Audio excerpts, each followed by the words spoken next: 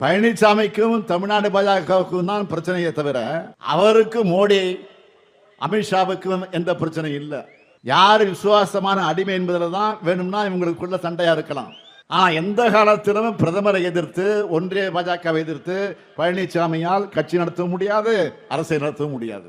ஏன்னா சசிகலாவிடமிருந்து பன்னீர்செல்வத்தை பிரிச்சு தர்மயுத்த நாடகம் நடத்த வச்சதே பாஜக தான். சசிகலா சிறைக்கு போன பிறகு முதலமைச்சரான பழனிசாமியை தங்கள் பக்கம் கொண்டு வந்ததும் பாஜக தான்.